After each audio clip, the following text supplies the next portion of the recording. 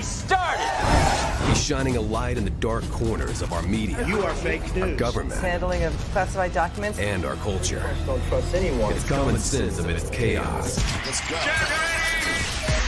Ladies and gentlemen, please welcome. Here's your host, Ike Wingate. Hello, my friends. Welcome to the show. Happy 2026. Happy New Year, as they say. What is the cutoff for Happy New Year? Some say mid-January. I tend to, at least in the first week, we're still there.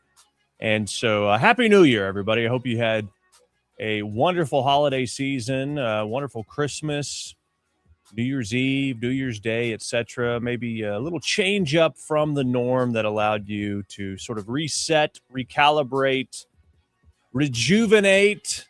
That's another R word we can say, recreate, and be ready for 2026. I'm glad you are with us today. A lot happened over the Christmas break. Obviously, the big one was Nicolas Maduro. You know, when we're talking about Latin American names, we have to roll the R's, even though, you know, we're English-speaking Americans. It's just pretty ridiculous. So Maduro was captured along with his wife in an operation called Absolute Resolve. Absolute Resolve. And plenty of critics are out there saying, we shouldn't have done this. This is regime change. This is a declaration of war, etc. It's all about oil. Here we go again with the Earl. Who said anything about Earl? You cooking? Yeah, that's from a Chappelle skit. Anyway, it's much more than that, and it had to happen. And I will tell you why coming up, as well as the the surprise that no one was surprised by. Tim Walz dropping out of the governor's race in Minnesota. He's a two-term governor. Apparently, they don't have term limits. At least you could at least run for 3.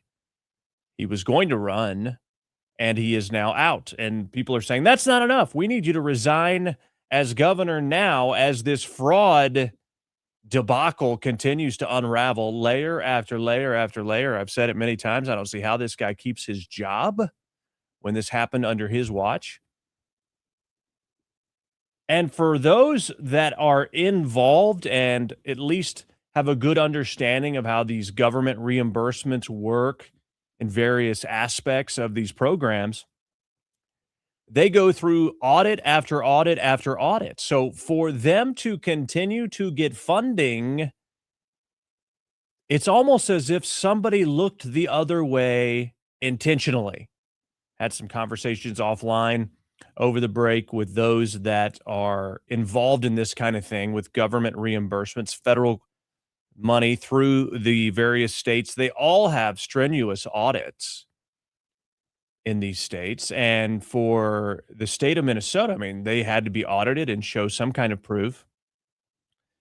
And so for them to continue to get this fraud money, it's very likely that those involved at the higher levels, I'm not saying Tim Walz specifically, although I do suspect it, but I can't say for sure, had to just look the other way. And when you look at Ilhan Omar's district being a big part of the fraud, and the fact that her net worth has gone from, you know, less than $100,000 to, you know, 20 million, something like that, maybe more. Some even say up to 60. I can't remember her exact net worth, but maybe somebody can let me know in the chat. But it makes you wonder, how did she get so rich? Well, when you see all this government money being funded into situations where fraud is happening, it starts to sort of come together as the possibility. I can't say for sure, but it sure looks suspicious. At the very least, she should explain how her net worth has gotten so high so fast, and her salary in the Congress is $175,000 a year. I'm not saying that's a bad living. It's not enough to amass millions and millions and millions in net worth change in just a matter of a couple years. It's not possible mathematically, even if you're trading Nancy Pelosi's stocks. So my suspicion here is this is just the tip of the iceberg. There's going to be a lot more that will come out. Tim Walz would not resign if there weren't mountains of evidence of incompetence and maybe even complicity. But we will see. So we'll talk about that. And even though I just talked about it a lot, California is now under investigation for fraud. We're hearing that there's a lot more fraud in California. And so that is being looked into now, as announced by the president. Mark Kelly's in trouble, continues to double down. And the Pentagon has said, well, we are looking into this really seriously. And VP Vance had a trans attack on his home. Today's the 5th anniversary of January 6th. And the Hilton Hotel has denied stay to ICE employees. That's not going well. Bongino is back in the private sector, coming in hot. We've recorded record liquid natural gas exports in the United States in 2025. And the vax schedule for children has been greatly reduced. Of course, also over the Christmas break, you had Nick Shirley uncover massive amounts of fraud at these daycare centers in Minnesota. What's interesting is, it's not like it's a bunch of new information per se, but it's the visuals to go along with it, as if, wait, if this were a daycare, wouldn't there be kids there? And why is the sign misspelled? We talked a little bit about that on the last show. If you missed it, go back to my Rumble channel, rumble.com/the Ike Wingate show, if you're sort of feeling lost. But that was obviously a big deal. And that's a big factor, I have to say, in what led to the dropout of the race for governor in 2026 for Tim Walz. It's got to be related, right? All right, I want to say thank you to Bree and David Sling for reposting the live broadcast on Rumble. Please do the same thing. Hit the thumbs up on the live as well. If you're watching on X, please heart the post and repost. Of course, we want to say hello and welcome to our friends watching on the Right Side Broadcast Network. You can follow me on X. My name is Ike Wingate, and that is my handle on X. It's posted there on the bottom of the screen. It says follow at Ike Wingate. So please do that. Of course, whatever other platform you're watching on, you can give us a thumbs up. And if you want to help us cover the cost to bring you this broadcast, you can do so by contributing via Cash App or Venmo at IkeReport.com, IkeReport.com, $5, $10, $20. It's there posted for you, easy to contribute. And also all of our socials are on there as well. And lastly, before we get to it, please drop your comments in the chat. We want to see what you're saying out there. We want to hear from you. And that is a big part of what makes this show enjoyable, at least for me. At least for me. What's interesting when you talk about Maduro is how many people are coming to the defense of this dictator. David Sling gets it right. We went from no kings to release the dictator,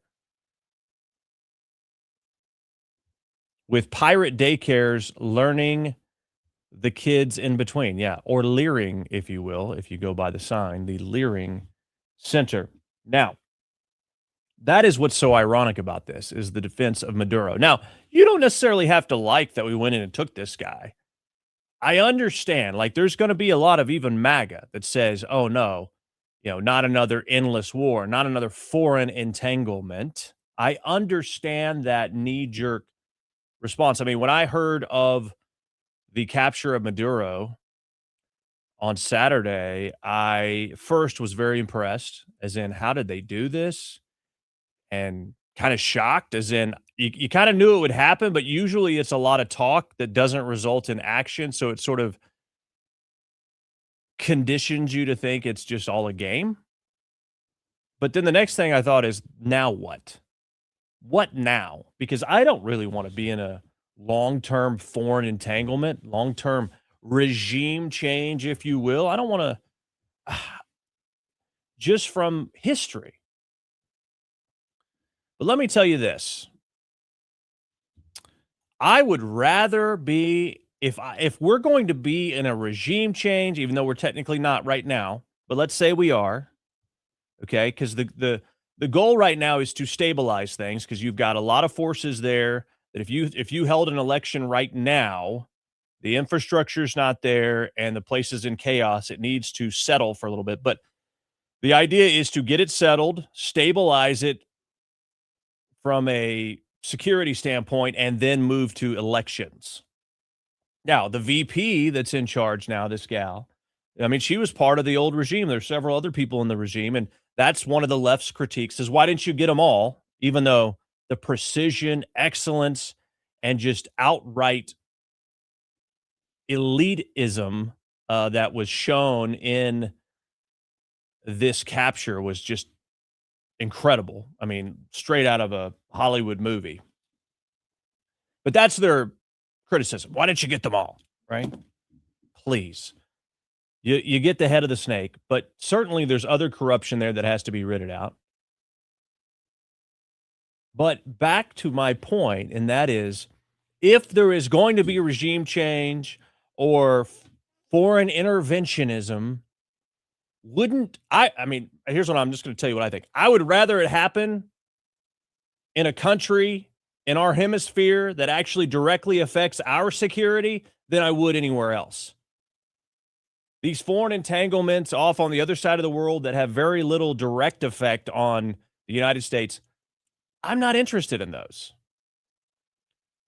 To me, if there is ever a justification to do it, it's in a situation where it directly affects the security of your own country.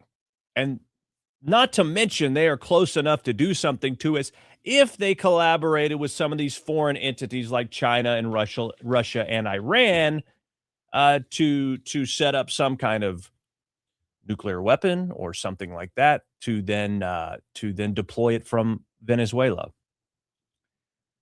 Likelihood of that low, but possibility is certainly there. And so if we're going to take these kind of escalated actions, shouldn't they be against a country who can directly pose a threat to our country? I mean, to me, that makes a lot of sense, actually. We're not doing it to say we're the police of the world. No, actually, though, we are the dominator and superpower of our hemisphere. And if there's a threat out there, it needs to be taken out. To me, that would be the time to do it. That would be the situation that it would be justified. Now, people say, well, wait a minute. You can't just do that. That's an act of war. Okay. If you're going to tell me this was illegal, you've got to go talk to some legal scholars, because at best, as far as in a critique of this, it's a gray area.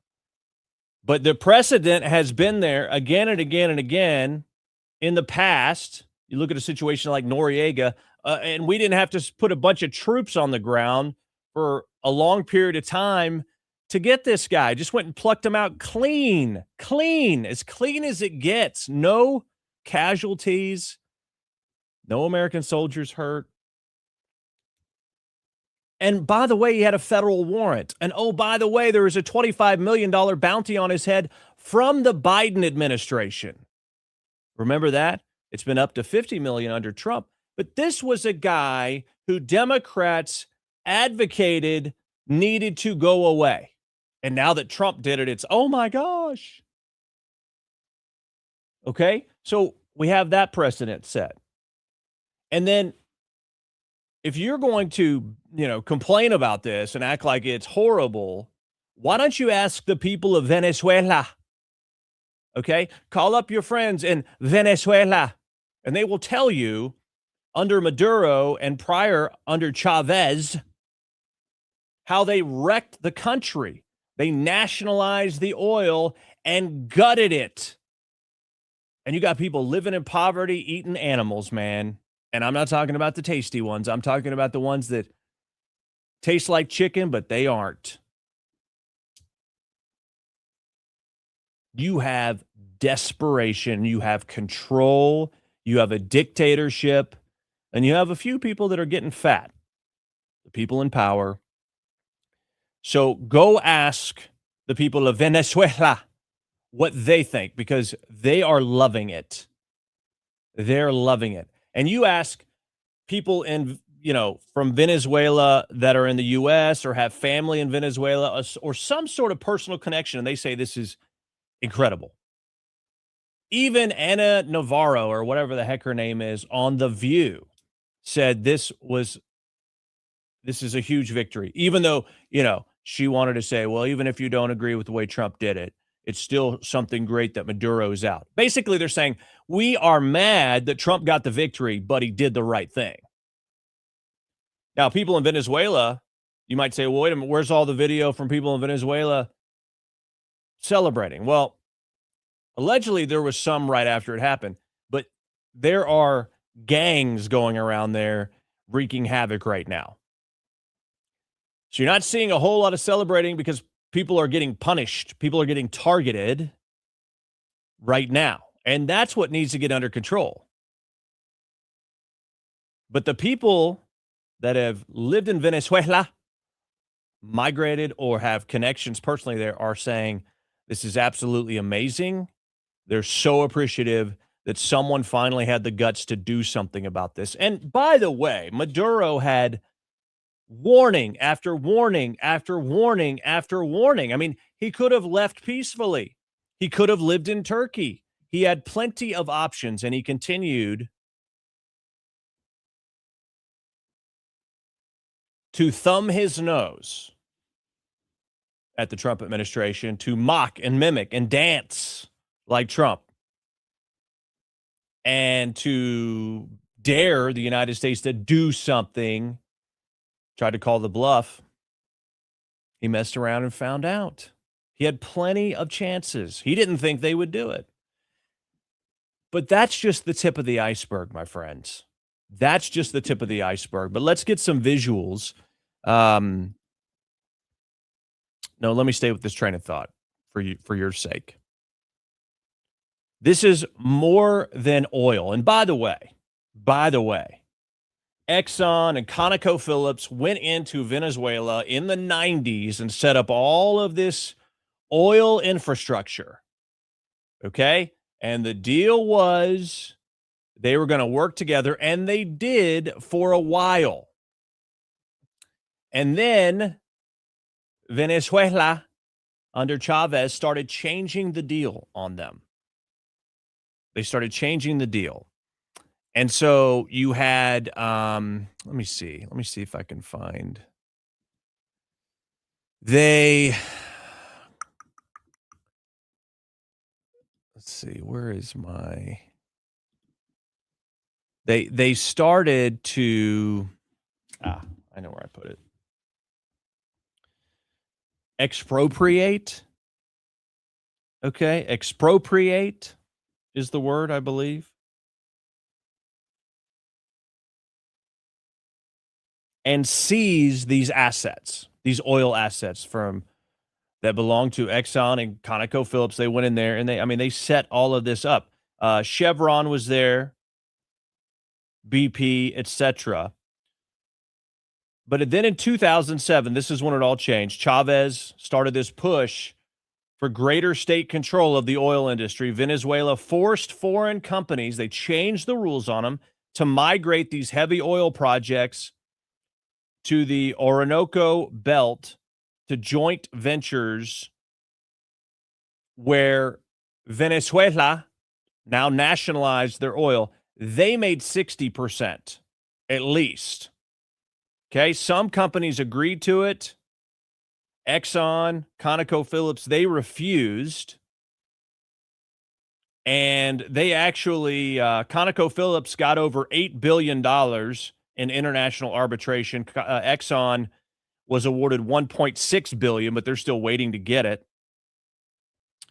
And so they changed it all. And then, basically they ran their country into the ground because they nationalized the oil.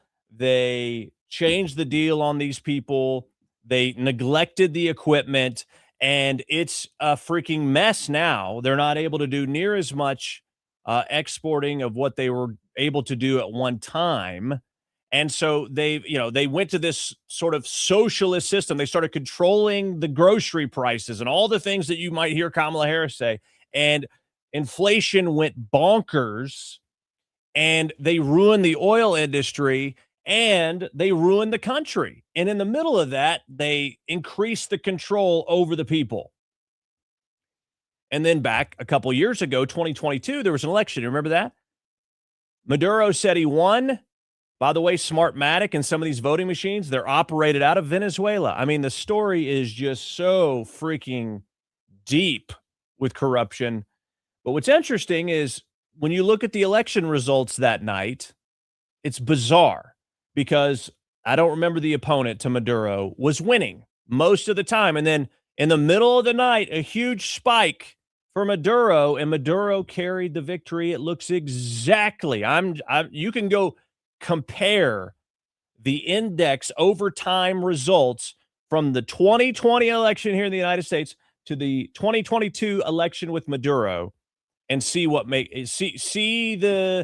if you can find some differences, because it looks eerily similar with the way it happened. Guess what? Our country under Joe Biden did not recognize Maduro as the rightful victor of that election because election fraud occurred. I don't know why they were so eager to defend it in 2020 when the exact same thing happened here, but I digress. Okay, so you have that stuff going on. And some people say, well, Maduro was taken because he's going to turn state's witness and he's going to roll on all the voter machine. I mean, anything's possible. Do I think that's the reason all this happened? No, because there isn't really one standalone reason for doing this. There are so many reasons for doing it. Because Venezuela is working directly with China and Iran and Russia. They're using the oil as part of this too. Okay? They are colluding with Russia to export sanctioned oil, right? And they're sending this oil. China buys a lot of its oil. So does Iran. So does China and Iran buy a lot of their oil from Russia, from Venezuela. So by taking out Venezuela, you are greatly limiting China, Iran, and Russia, because Russia's working along with them. This puts great pressure on Russia. They're not as strong as they thought they were. So again, this has implications in the Russia-Ukraine conflict. It has implications in China trying to accelerate the AI race against us. This has implications in China being aggressive with Taiwan. If they don't have the oil and resources to carry out some of these things, they're greatly limited. And of course, Iran and all the threats that they are to global security, this limits them as well.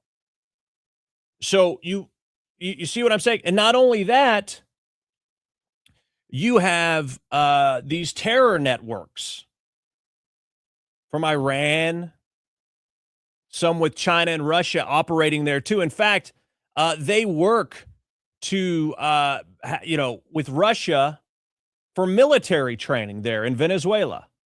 And so you have this country not too far off of our coast that is colluding with all of these enemies of ours while terrorizing their people and, funneling our country with drugs. And Maduro wasn't just a president. He was an illegitimate president, if that. But he was running this country like a cartel. He was the head of our cartel. And that's what he was. And federal drug charges, federal weapons charges are what he's been brought up on in this warrant and this indictment. But the other thing is, these countries, these BRICS nations countries, are trying to get the rest of the world to move away from the petrodollar. So they're trying to weaken our currency at the same time. So basically, we have this nest of enemies, this beehive, if you will, that we're allowing to just fester and grow and get more and more powerful. And the aim of these bees inside this nest is to weaken and take down the United States of America. And we're just going to sit here and do nothing?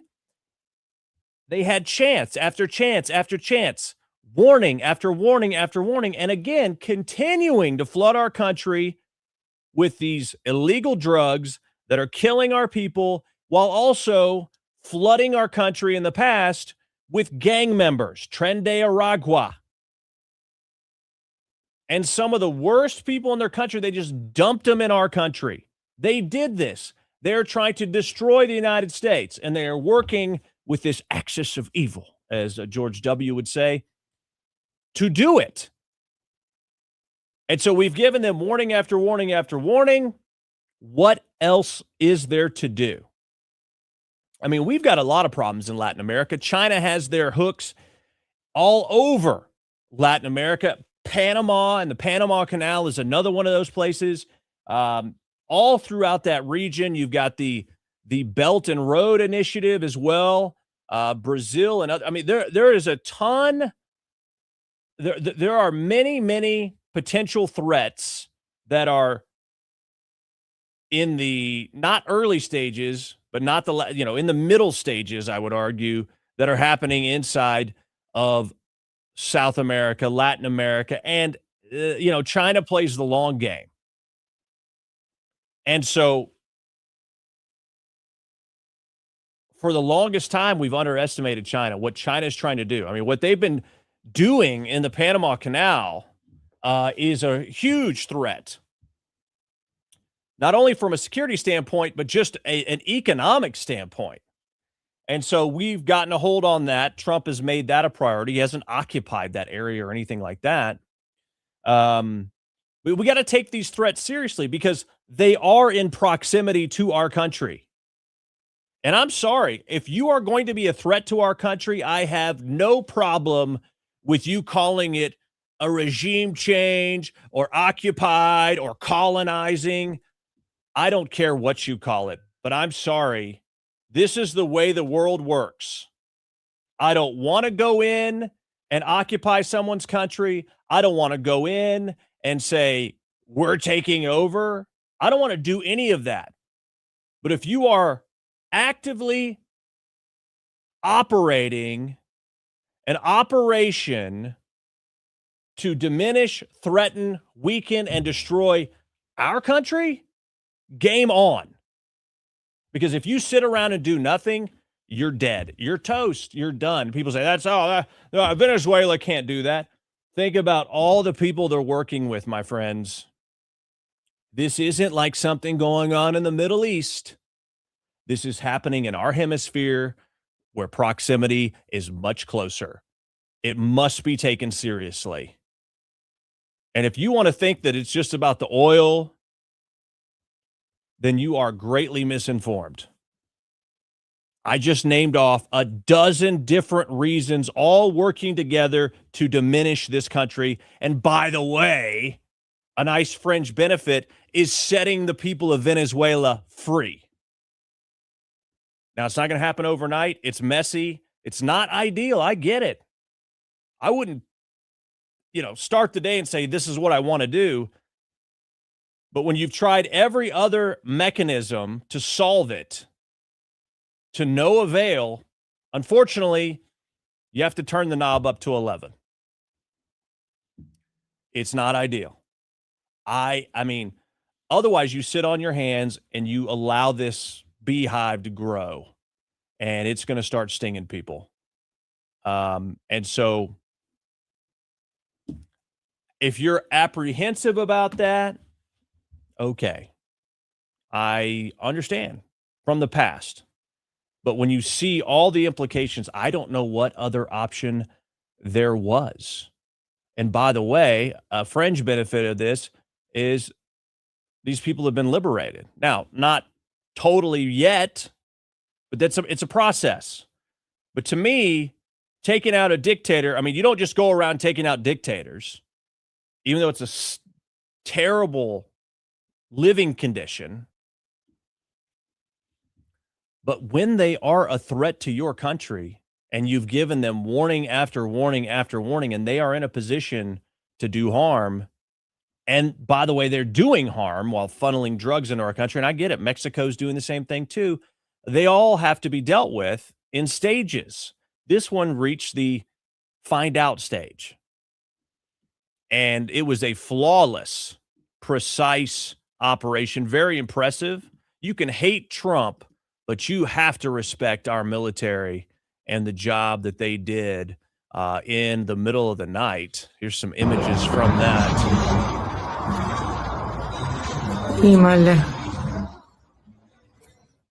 People say, oh, we bombed Venezuela. No, we didn't. We took out anti-aircraft weaponry with this strike. So, by the way, which came, that anti-aircraft weaponry came from Russia. And so we took that out first to neutralize the threat to our forces in the air. Okay. So that's number one. Okay. And then we, then people landed, right? And the snatch and grab occurred, the snatch and grab, if you will. And basically, when these missiles started firing down on the anti-aircraft weaponry, Maduro and his wife, I guess, who had just been out on a date night that evening, so basically giving our our military 100% confidence of where this guy was. But anyway, they tried to run to the safe room. They tried to run to their safe room. Apparently, they hit their heads. They actually got injured during this whole exchange. And they weren't able to make it, though. They tried, but they weren't able to make it to the safe room, and they were apprehended. And they were in and out with this operation in 15 minutes. I mean, just incredible. And then, then Maduro's perp walked in New York City. And in that briefing, he confirmed that he had been injured, Nicolas Maduro and his wife. His wife was apprehended because she is the mastermind, apparently, behind a lot of this operation. And, it's probably pretty obvious he never thought this would happen. And again, you have all these people saying on the left that were calling for Maduro's removal just a few years ago. They're all saying how terrible this is, again, because Trump did it. At least John Fetterman is making sense. So Senator Chris Murphy, your Democratic colleague, called the operation wildly illegal.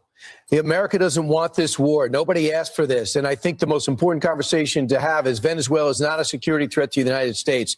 They're not threatening to invade us. Do you want to take this on?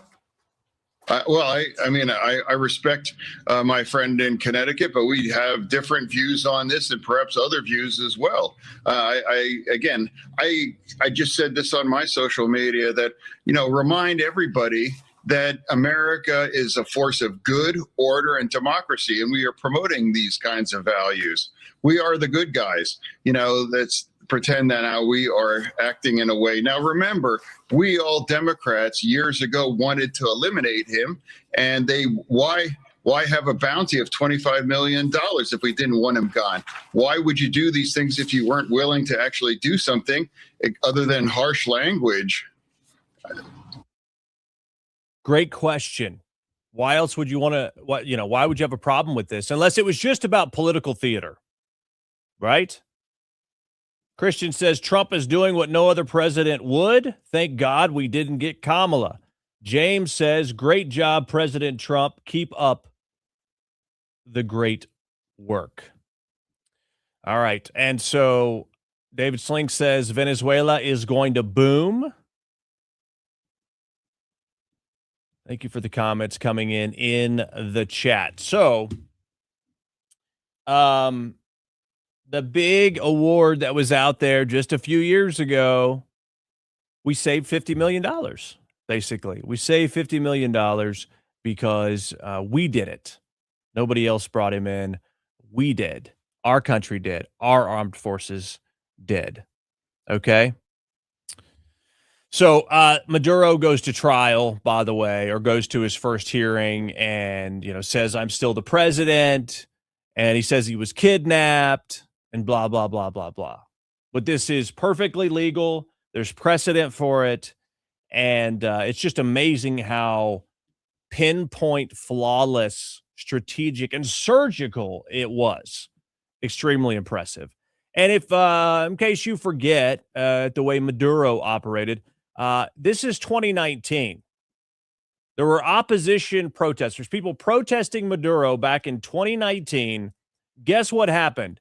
He had his military just flat out run them over. This is the guy you're defending out there. If you are defending Maduro, look at it. They just ran him over. If you're going to protest, if you're going to have any point of view, if you're going to have any free thinking opportunities, we are going to snuff it out. We're going to kill you and deter anybody else from thinking for 1 second that they should have an opinion and voice that opinion through peaceful protest. So again, that is who the left is defending. A murderous dictator and drug dealer. He's a drug kingpin. That's basically what he is. Okay, so what do people think about it out there? What does support for this operation look like? And for that, we turn to CNN. Ousting Maduro. Pre-ousting, what you saw was the clear plurality of Americans opposed at 47%, just 21% support. Come over to this side of the screen. After the ousting, look at that. The support through the roof. Now we're talking about 37%, well within the margin of error right here of the opposition, 38%. It turns out Americans like what they deem to be successful foreign policy operations. And in this case, they view the ousting of Maduro, at least up to this point, as a successful one, and therefore the support way up. Yeah, before underwater, now basically even. What about the idea of putting Maduro on trial here in the United States? Yeah, part of the reason why I think that the success number is way up, and you saw it here, what was it? It was 26 points in favor of opposition, and now within the margin of error, is because they simply don't like Nicolas Maduro. And in fact, they believe that he should be on trial for drug trafficking. Look at this, 50% of Americans favor compared to just 14% who oppose. So there are very few Americans here who oppose it. Even among Democrats, the opposition number is below, get this, just 24%, is below 25%. So this is something that unites Republicans. It divides Democrats. And at this particular point, support for the operation way up. And in terms of those who favor the drug trafficking trial for Maduro, that is a clear plurality. Yeah, it doesn't really even divide Democrats on the idea of a trial. They all seem to support it by and large. Only 24% oppose it for Democrats. Okay, so Democrats are in favor of Maduro going to trial. And when we look at the numbers for apprehending him prior to the ousting of Maduro, 21% supported it, 47% oppose it. Now 37% support it, 38% oppose. Pretty much a split, depending on what this polling sample looks like. Now, it just shows you. I don't know that it's only 38 to 38 or 40 to 40 or whatever it is, and the other 20% of people don't have an opinion. I don't know. But the point is, the support for it now has grown. It's almost doubled. And then you even have Democrat support for this trial. The point I'm seeing here is that this is largely something that most Americans agree had to happen. You don't have to like exactly how it happened. You may have preferred, that this guy was lured with a carrot out onto a boat and then brought over to the U.S. You may prefer that the guy surrendered voluntarily. I understand all that, but most people are good with the end result when it comes to polling and looking at it that way, because of the fact that a lot of us know someone that has died from an overdose. A lot of us know someone who has been affected, or ourselves have been affected directly by addiction. Now, that's not to say that Maduro is responsible for everyone getting addicted to drugs, but one of the ways to mitigate a lot of these things is to stop the flow. Stop the flow. A lot of cocaine coming in from Venezuela, some fentanyl as well. And these substances are harming our country. And again, you got the gangs, you got all the other things that are going on. I mean, you have an entire stack of reasons that Venezuela has been an enemy. Yet we've tried to play nice. We've tried to play nice, and they have continued to escalate and ignore, all at the detriment to our country. And so, whether you like it or not, it has happened. It has happened. Maduro will stand trial. It'll probably take a year. I mean, this guy could have left the country peacefully, and now he's going to spend the rest of his life in jail, more than likely. Think about all the people this guy killed, all the people's lives he ruined. He might pretend like he's a happy-go-lucky guy up there singing and dancing when he's on stage, but that is not who he is. That is not who he is. And again, he had so many chances. When I look at the totality, the entirety of this entire situation and how terrible Venezuela is in its current state, I'm just surprised it didn't happen sooner. It should have happened years ago. Who knows what kind of damage has been done, but it is certainly important that we rectify the corruption, rectify the destruction that has happened there, and make sure that it does not continue into the future. Okay?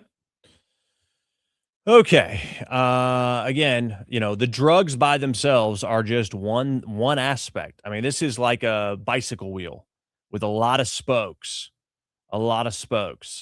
And so it has to be, we got to flatten the whole tire. You know what I'm saying? Flatten the whole tire. All right. If you like this broadcast, please help us out in the algorithm. Give us a heart on X, heart the post and repost. If you are watching on Rumble, please give us a thumbs up and repost the live. And if you are watching on whatever other platform you're watching on, give us a thumbs up. Make sure you're following me as well on whatever platform you're watching this show on. But also make sure you're following me on X. We're trying to build the following on X, and that is at Ike Wingate. That is my handle, Ike Wingate on X. Go and follow me there. Okay. Now, if you want to support what we're doing, help us cover our costs, Cash App or Venmo at IkeReport.com, Cash App or Venmo at IkeReport.com. For those of you that have been following the show for a few years, we've been working to grow this audience and to grow opportunity and to grow into the next step. We are working on that. We've been working on it for a while. We got a big victory last summer with Newsmax, and we will have some news, hopefully, on the next step soon. Can't go into it yet, but we are working on it. So keep watching this show for what is going to be next for this show. Okay? That's all I can say. So, all right, let's take a quick break. How about that? And we want to come back and talk about Tim Walz. Tim No Balls Walz. Tim A. Walz. There's so many different nicknames for this guy. So we're going to talk about that coming up next. Take a quick break. Right back. Oh, hey.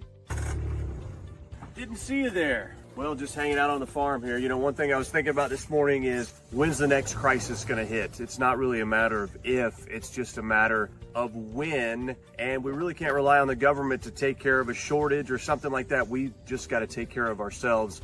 You remember back in COVID, you tried to go to the store and everything was gone? Well, you can't risk that kind of thing. That's why I suggest My Patriot Supply. You can go to preparewithike.com and get your 4-week emergency food kit. Save $50 when you use my URL. Again, it is preparewithike.com. It's not a matter of if. It's just a matter of when. And the question is, when it does happen, will your family eat? Make sure there's no question about it. Take action now. Save $50, 4-week emergency food kit. Preparewithike.com.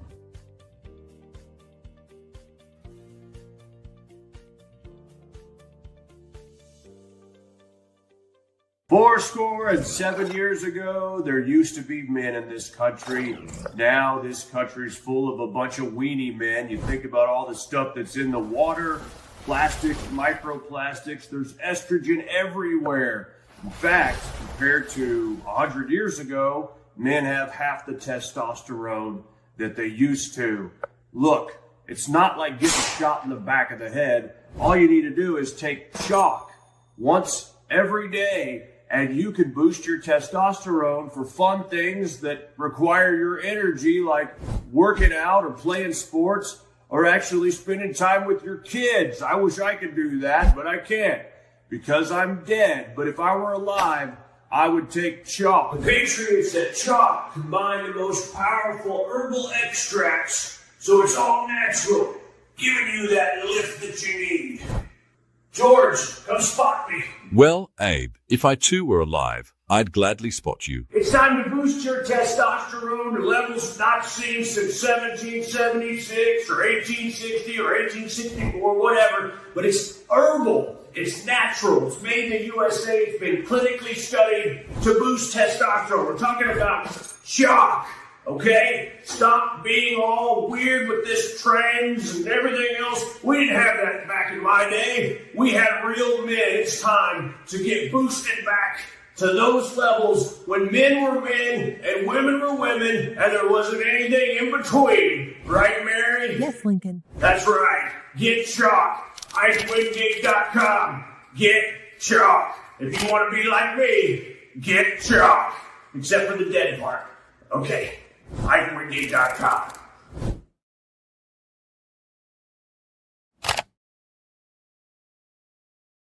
Hey there! Tired of watching your subscription costs climb higher and higher? With Q Broadcast, you get more for less. All your favorite channels and content bundled into one unbeatable package. No contracts, no hidden fees, just simple, affordable streaming. Say goodbye to overpriced services and hello to a new era of entertainment. This is streaming the way it should be. Q Broadcast, this changes everything. You can sign up for Q Streaming today at IkeWingate.com. Just click Get Q Streaming to start streaming tons of channels, video on demand, even pay-per-view, all for the same price. It's all included. This is a Christian conservative-owned company that does not hate your values. Stop giving money to the cabal of big tech. Support companies that support your values. Right now at IkeWingate.com, just click Get Q Streaming.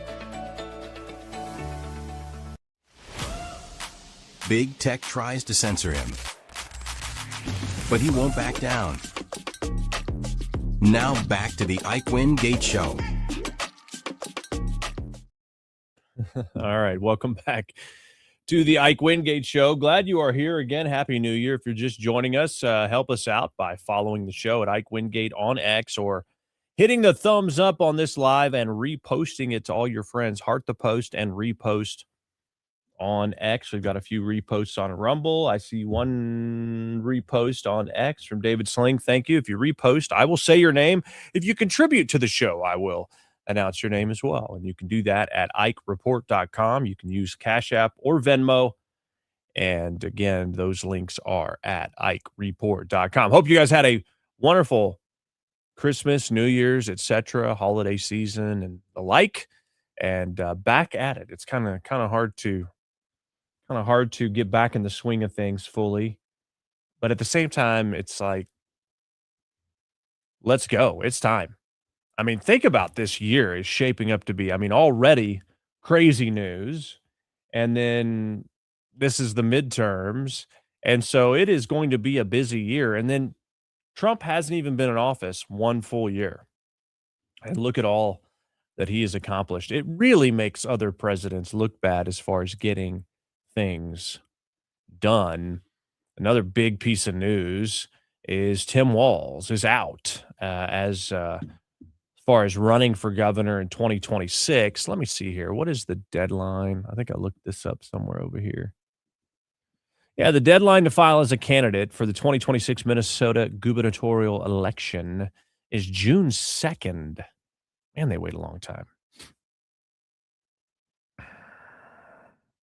So the filing opens in May, closes in June, as per Minnesota law. Okay. So I was trying to figure out, has he actually started a campaign? Who else is running? We know MyPillow, Mike Lindell, owner and founder, is running as a Republican. Who else will be running? We hear Amy Klobuchar is going to run instead. Tim Walz officially announced. I mean, this dude, some people say, he was almost our vice president. Well, I don't know that he was almost our vice president, but I get why people say that. As I've stated before, Tim Walz is just a walking liability. He was a walking liability even for the Kamala campaign. I mean, it's like she wanted to pick a candidate that was dumber than her to be her running mate, because he was certainly a liability with all his dishonesty and stolen valor. But he was a horrible debater when it came to going up against VP Vance. They never recovered in the polling after that VP debate, thanks in large part to Tim Walz.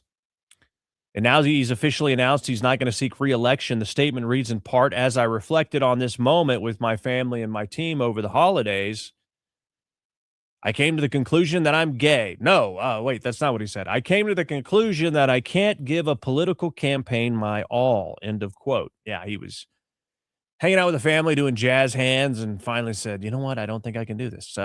Continuing on with the quote here, every minute I spend defending my own political interests would be a minute I can't spend with men. No, defending the people of Minnesota against the criminals who prey on our generosity and the cynics who prey on our differences. I've decided to step out of the race and let others worry about the election while I focus on the work.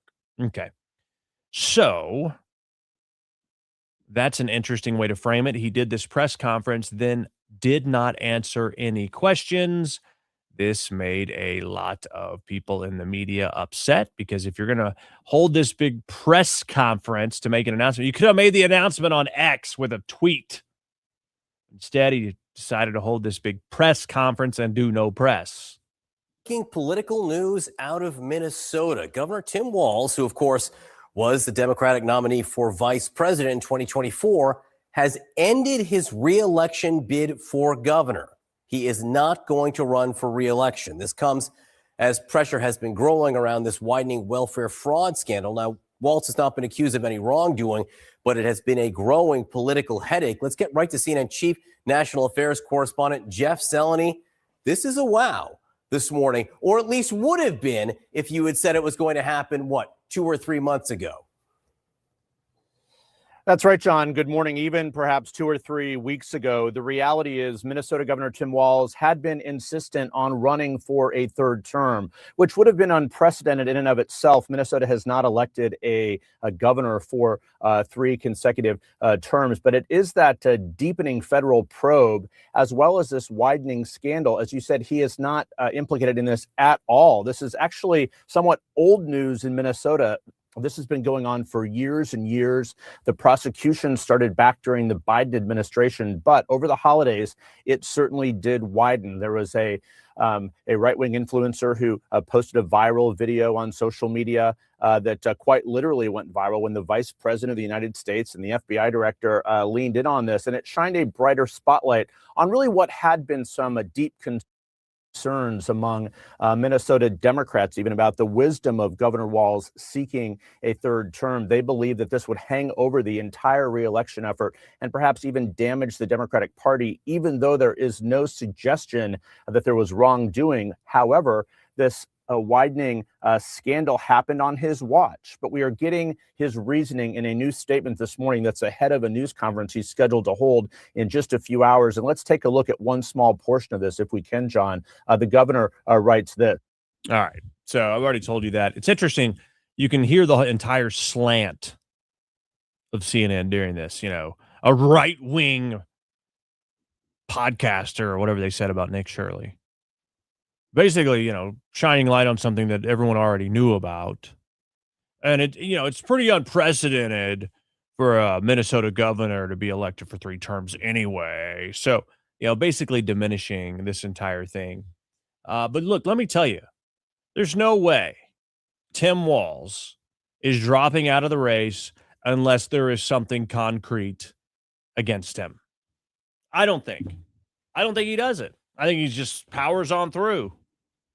Says, well, it doesn't matter. Think about this. It had to be so bad, and Tim Walz didn't make this freaking decision. Don't for 1 second believe that. This decision was made for him by way of people in the support circle. Amy Klobuchar, who knows? Whoever is inside the Democrat machine in Minnesota and beyond said, dude, you're toast. We're not going to support you. You're a liability. Now, he went from sort of, being in Minnesota and being able to wreck the place without a whole lot of repercussions. Then he got in the VP race and was a political liability to Kamala Harris. Now he's a political liability to any Democrat in and around the state of Minnesota because of what went on under his watch. But while the fever pitch and the attention on this is super hot right now, look, June is a long way away. That's the deadline. The filing period starts in May. He really didn't have to make a decision until like March or April, right? Unless the pressure was so tremendous on him, and unless he knew there's a lot more that's going to come out, and unless there's potentially something implicating him directly in this mess, because there was nothing saying he had to resign right now. This was doing great damage to the point where he said, I have no choice because they're basically, everyone's abandoned me because I suck at being a leader so much. That's what happened. That's what happened. He didn't just come to this conclusion, believe me. And so that leads me to question, okay, what is next? What else is coming? Because I just don't believe for a minute that this is the end of it. Because then he would convince people, all of it is out. There's no real reason to continue worrying about Trump, worrying about the right, the Nazis, however his voice is. There's no reason to continue worrying about that. We've weathered the storm. No, I don't think you have, because if you had, you wouldn't have dropped out right now. That's the direction he would have taken it. We have time. It's blowing over. We're good. Just wait. No. There's more coming, and people are so fed up with this dude, and it's like, you got to get out now or you're going to take the whole thing down with you, which to me says there's a lot more coming. I don't see any other scenario where it makes sense for him to drop out of the race. Now, there's a lot of people calling for his resignation now.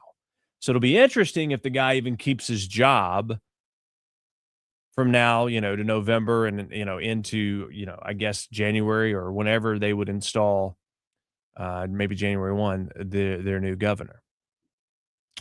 But Nick Shirley's viral video on this fraud at these learning centers or these Head Starts or these daycares in Minnesota ended Tim Walz. And Nick Shirley tweeted that out earlier today. I ended Tim Walz. Okay. So again, based on the filing deadlines, if the filing deadline was next week, I would get why you would resign or, drop out of the race now. Again, he's still governor, but he's decided not to run a re-election campaign. If the filing period were next week, I would understand him doing that now. But it's months away. Again, he has until June 2nd. So to me, there's got to be more to it. Now, the fraud and the far-reaching effects of it is going beyond Minnesota. And it's in Ohio. We've talked about that a little bit last week. But HHS has confirmed Somalia's UN ambassador was involved in healthcare and a healthcare company that was convicted of Medicaid fraud. It's in Cincinnati. That's where this guy's place of business was. His company's NPI appears on the HHS Officer of Inspector General exclusion list, meaning conviction of program-related crimes with a mandatory minimum 5-year exclusion.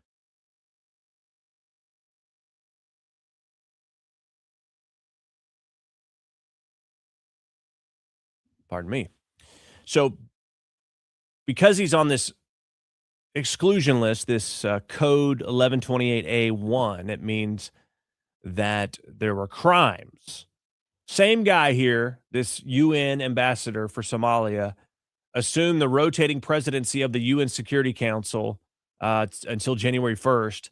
He now has authority to set the global agenda, oversee international peacekeeping operations, and authorize UN military actions. And he was a supervisor at the Medicaid office in Franklin County, Ohio. Those are his credentials. He was also listed as a daycare administrator. Really weird. Another daycare connected to a healthcare company which was convicted of defrauding American taxpayers as well. Medicaid and daycares. Somali networks. And he didn't just cash out or declare bankruptcy and leave town. He became a diplomat with immunity presiding over global security. How is this possible?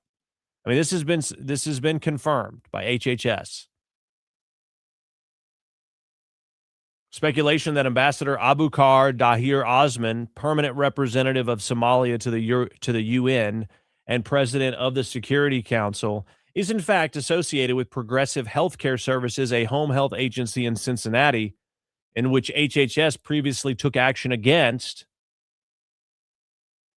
in response to a conviction for Medicaid fraud. Again, what is with these Somalians and so many of them being involved in fraud? They're not the only ones committing fraud. I'm not saying that. But why are such a high percentage of them Somalians? It's really pretty bizarre. So we continue to see this fraud ring, these fraud networks, if you will, unravel all over the country, and it's just getting started. And California seems to be one of the biggest problem areas. President Trump announced his administration has launched a fraud investigation into the state of California. Trump says under Gavin Newsom, California is more corrupt than Minnesota, if that's even possible. President Trump says the fraud investigation of California has begun. Thank you for your attention to this matter. Okay, so if you thought Minnesota was bad, get ready for California. Get ready, Gavin Newsom. And that's it. It certainly needs to happen. And, Gavin Newsom, if this kind of fraud is happening under him, he needs to also resign or back away from running for anything else.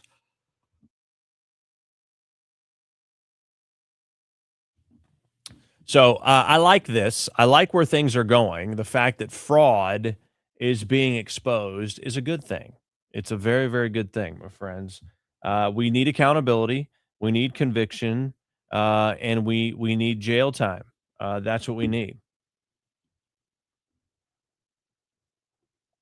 Otherwise, why do it? Otherwise, what's the point?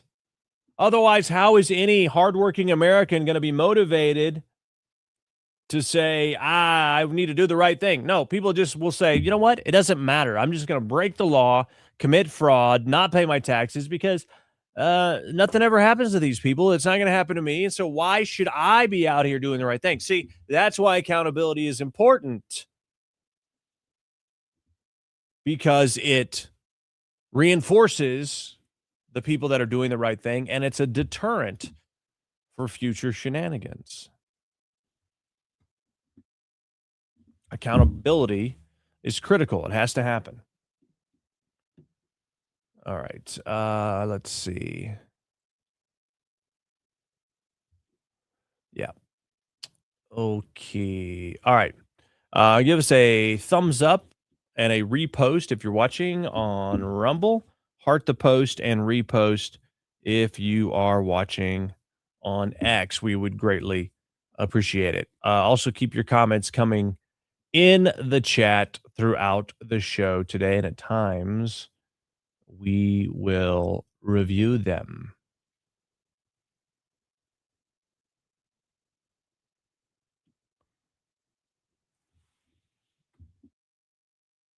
Okay. Let's talk about Mark Kelly. Mark Kelly. Secretary of War Pete Hegseth said in this X post, recapping that 6 weeks ago, Senator Mark Kelly and 5 other members of Congress released reckless and seditious video, a seditious video that was clearly intended to undermine good order and military discipline. As a retired Navy captain who's still receiving a military pension, Captain Kelly knows he's still accountable to military justice. They don't play around with this. The military does not play around with this. Seriously. Once you're out or not active, you are expected to continue to support the military, not distract, not deride, not divide, not undermine. Especially if you're still receiving a military pension. Hegseth says the Department of War and the American people expect justice. Therefore, in response to these seditious statements from Mark Kelly and his reckless pattern of misconduct, the Department of War is taking administrative action against him. And they've initiated retirement grade determination proceedings under USC 1370F with reduction in his retired grade, resulting in a corresponding reduction in retired pay. Okay, so they're going to reduce his pay potentially. And a formal letter of censure has been issued by the Secretary of War outlining the totality of Captain Kelly's reckless misconduct. It's a necessary process step and will be placed in his military personnel file. He's been provided notice of the basis for this action and has 30 days to submit a response. And the determination process will be completed within 45 days.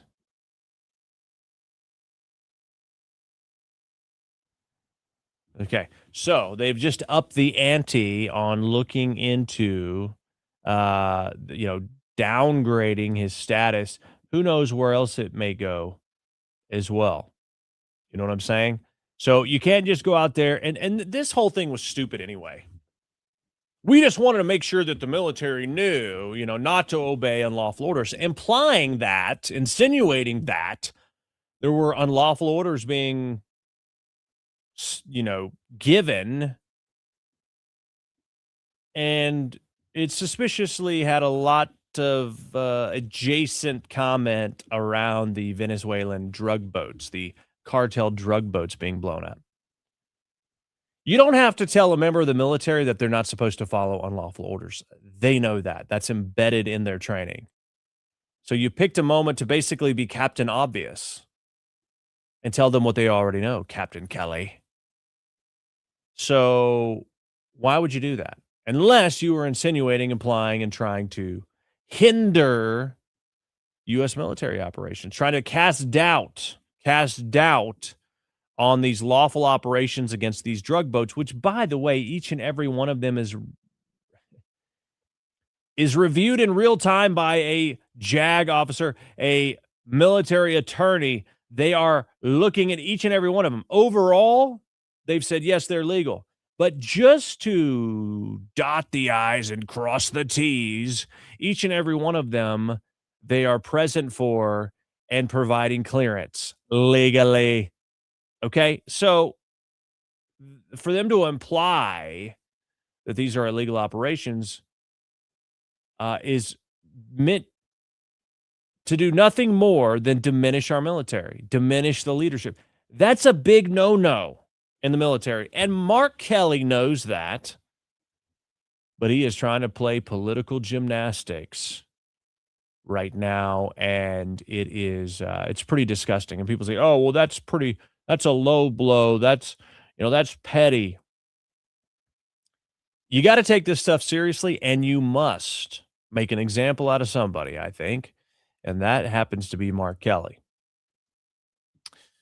All right. Vice President Vance, his home was vandalized. He was not there. This was in Ohio. William DeFore, who goes by Julia, was just arrested by the Secret Service after allegedly vandalizing J.D. Vance's Ohio home. Apparently, this is another transgender person who can't control their emotions. This is the home. He took a hammer to this thing, and thankfully, again, VP Vance was not home. This person looks completely well, though, don't they? Look into those eyes. They look totally with it. Totally with it. Right? Yeah. Not crazy at all. But again, another example of this trans violence, right? These people that cannot control themselves. David Sling says he hopes that Mark Kelly speaks out again, and basically then it's over. Right? Let's see. Okay.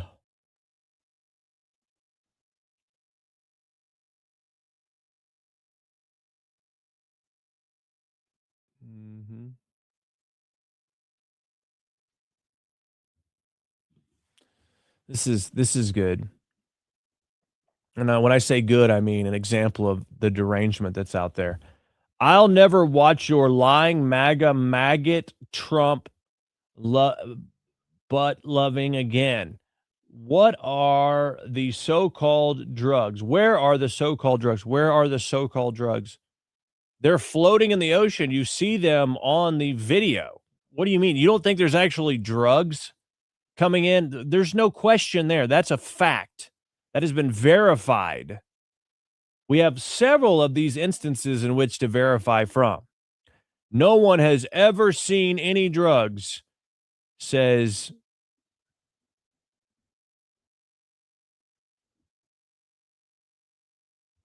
me TriStar lover. I don't know if that's... Anyway, no one's ever seen any drugs, just murdering people for nothing. All the lies will come out. Well, you just keep on holding out hope for that. Meanwhile, open your eyes and ears, start reading some things, start watching some footage, and you can actually read these reports.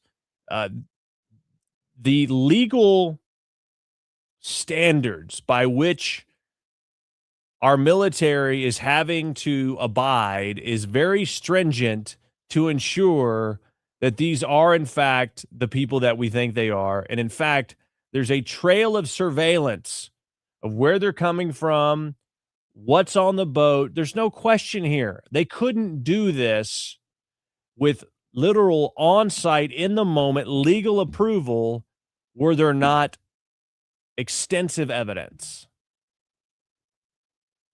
But if you're wondering where the drugs, I mean, look out your window. There's probably some drugs.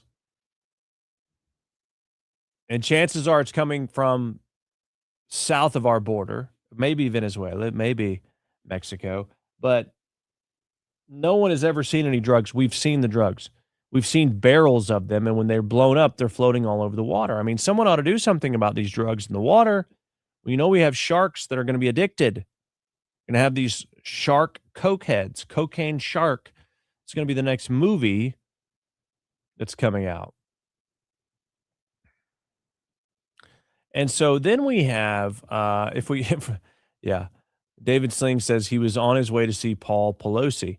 Yeah, this guy with the hammer attack was very similar to the guy, David DePape or whatever, psycho dude that went after Paul Pelosi looking for Nancy. which that was one of the very first podcasts I did 3 years ago. January marks 3 years now that 3 full years, now getting into our 4th year here. And that was the first podcast we did was on the hammer attack. Played some 911 audio. All right, today is the 5-year anniversary of January 6th. A day in which Ashley Babbitt was shot. She was unarmed. There's never been any explanation as to why or justification. The guy who shot her, Ashley Babbitt, by the way, she was the only person killed, only person murdered that day. Did you know that? That's not what the media says. She was the only person. There were a couple people that went into cardiac arrest. They were not killed. They died. They weren't killed.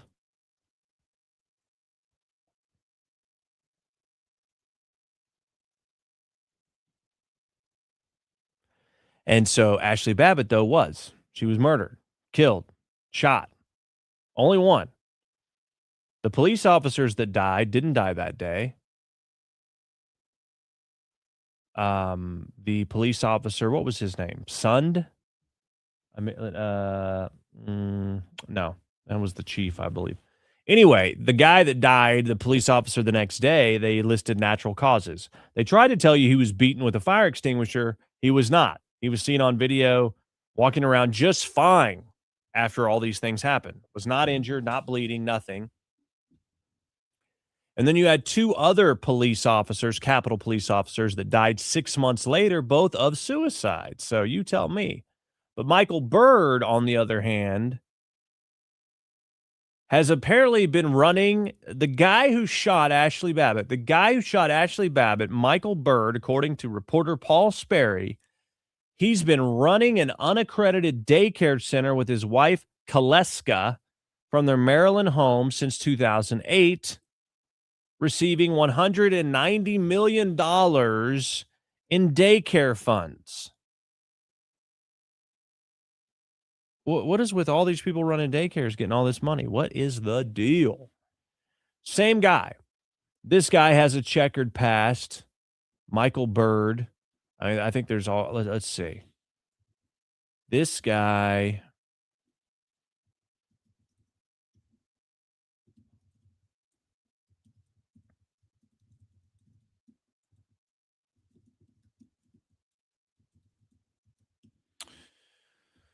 Michael Byrd. So the guy had a problem with potential misconduct, some training problems, etc. I'm just trying to get the specifics for you. Firing at vehicles. He left a gun in the bathroom. I mean, there's a lot on this dude. He's done a ton of terrible things. He owes the IRS $56,000. He's filed for bankruptcy twice. He's got $190 million from the daycare. I mean,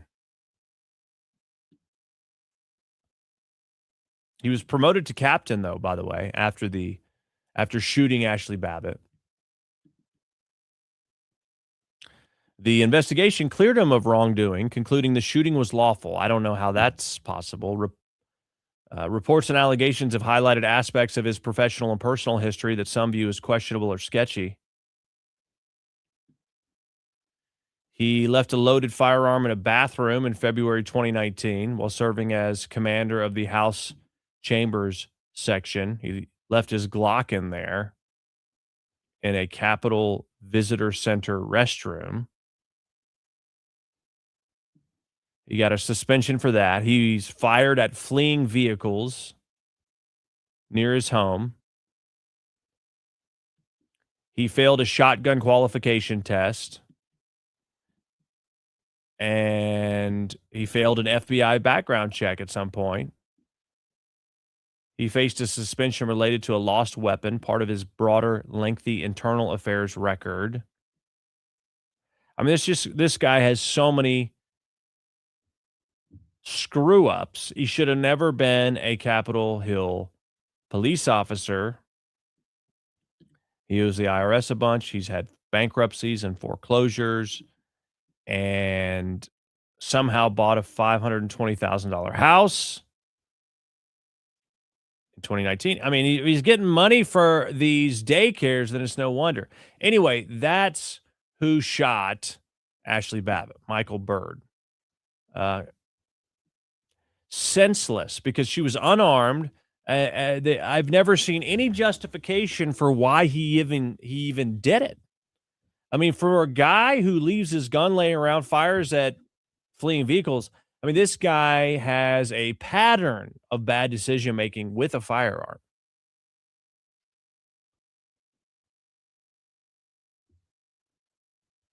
So, you tell me. Yeah. So, I mean, that is a little known fact about January 6th, especially for people on the left, that Ashley Babbitt was the only person killed that day. Go look it up. Do the research yourself. Let me see.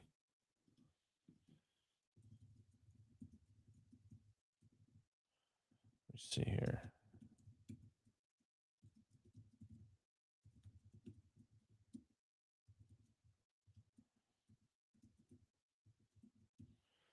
Trying to remember this dude's name.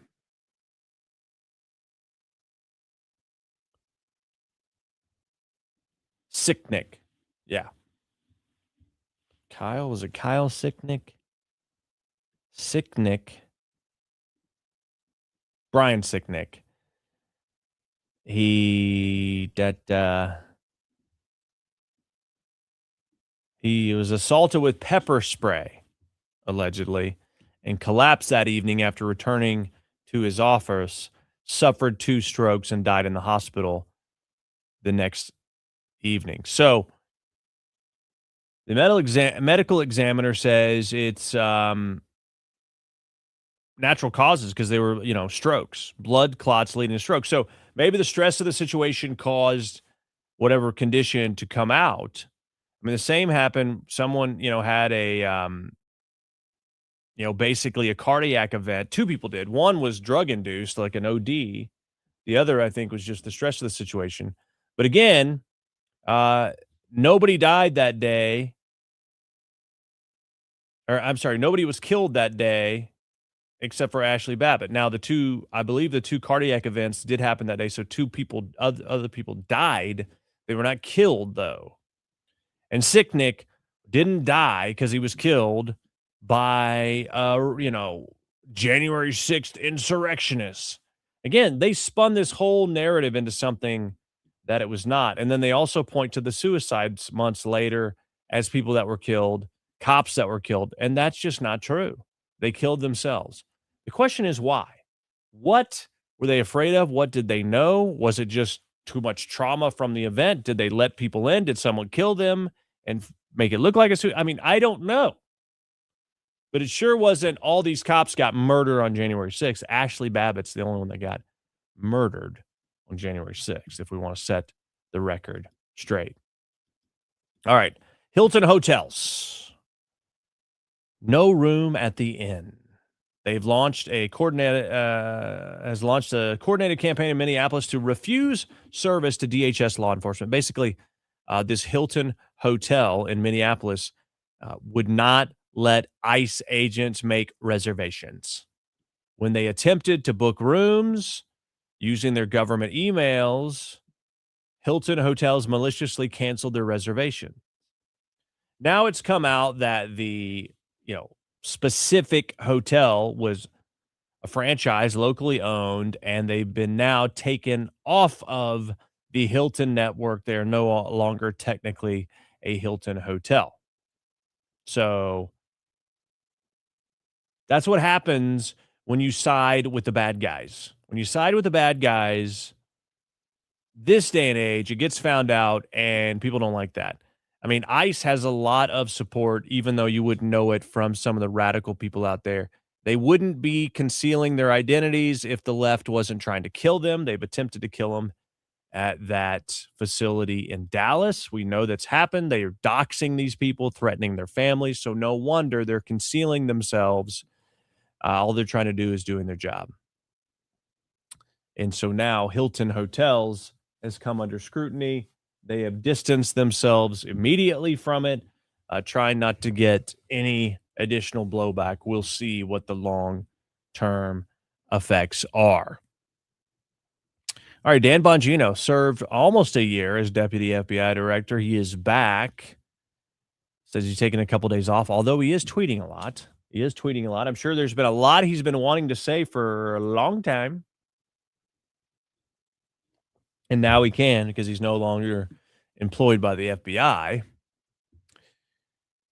Not sure where, what's going to happen. He's probably going to come back to his podcast.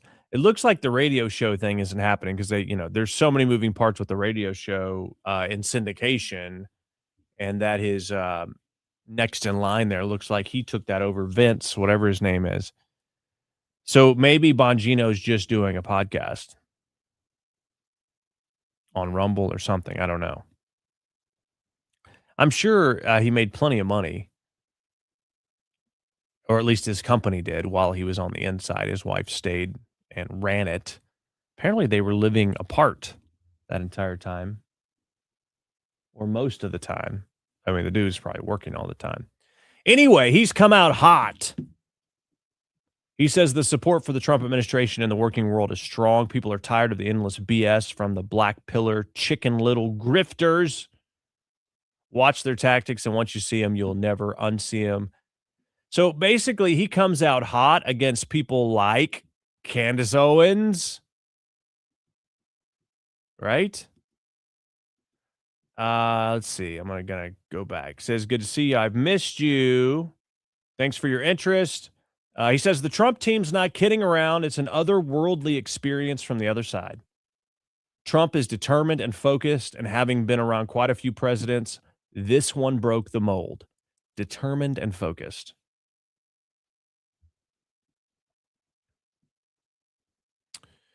If you're complaining about what it means, you can't exist without seeing and comment. You'll need to, do we do it because there's nothing, blah, blah, blah.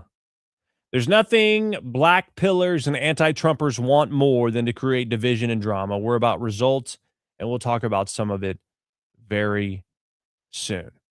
Okay? Let's see. What else did he say? I started in this movement as a candidate during the Tea Party movement. I began my political commentary career shortly thereafter. I helped build this movement, and I will not let it get hijacked by a group of black pillar, life loser, grifters, and bums.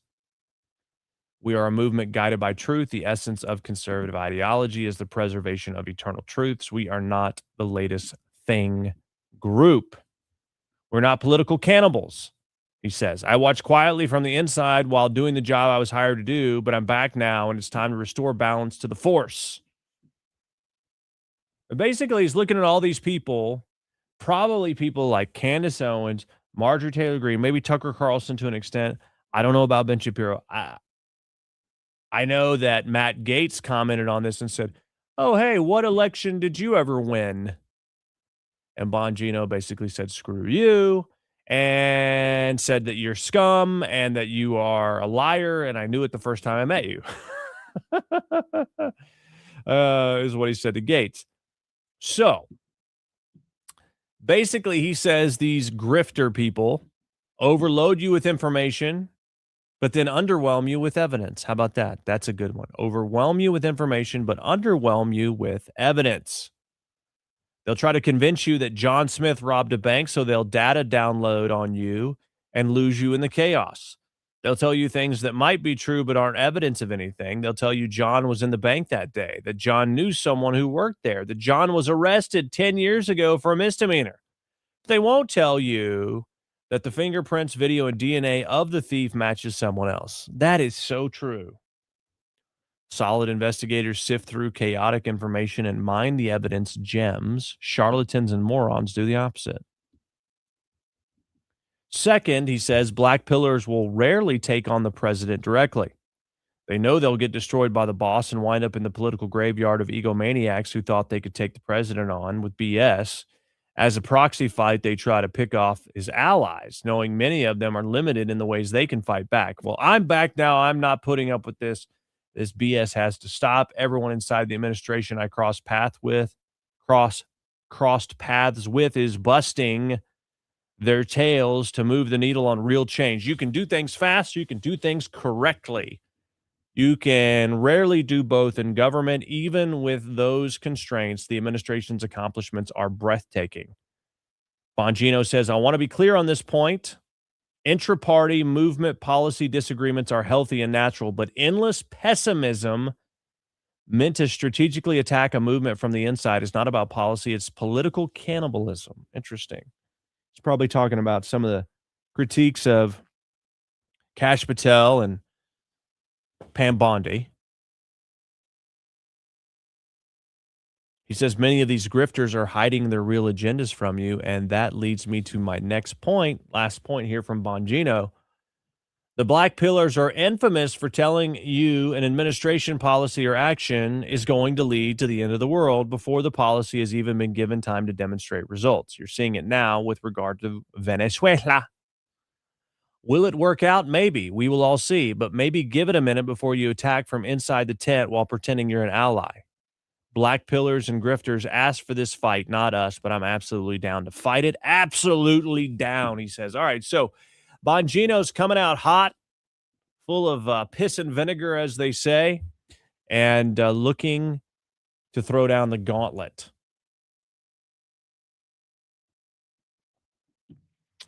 Let me go see what he said about, let's see. Hold on.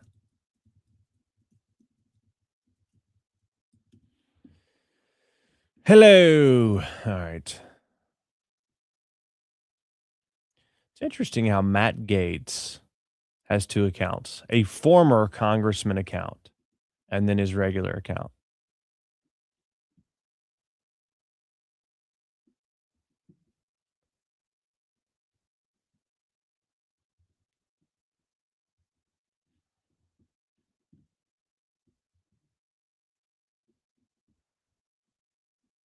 Okay, hold on.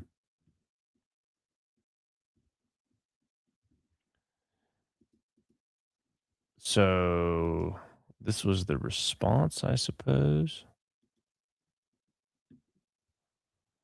All right. So in response to Bongino saying that he started as a candidate for the Tea Party in this movement, Matt Gaetz responded with a reply to Grok and says, when did Dan Bongino run for office and how did he perform as a candidate? Okay. Maybe, I mean, Matt Gaetz could have done that privately to Grok. Dan Bongino ran for office 3 times as a Republican, 2012 U.S. Senate in Maryland. He won the primary, lost the general. 2014 House in Maryland, won the primary, lost the general. 2016 U.S. House in Florida, placed 3rd in the primary with 17%.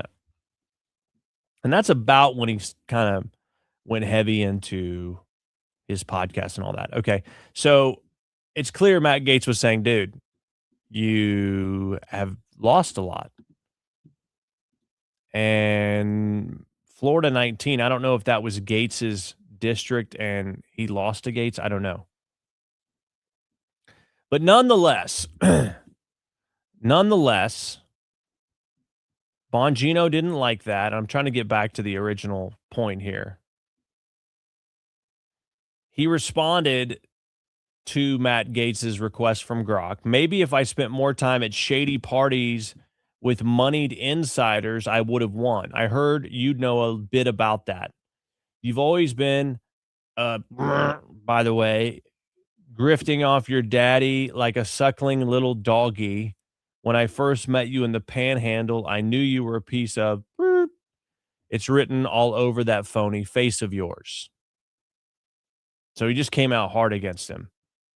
Bongino's pissed. He's had enough of sitting on the sidelines. Matt Gaetz responded, I'm glad you remember meeting me so many years ago. I recall you gave a moving speech about your time in law enforcement. I told you I liked it. I'm deeply proud of my father. We make a great team. Are you saying having a successful father is a bad thing? Do you share that viewpoint with President Trump or Don Jr.? I share your disdain for moneyed insiders. It's why I was the only Republican in Congress who refused lobbyist and PAC donations.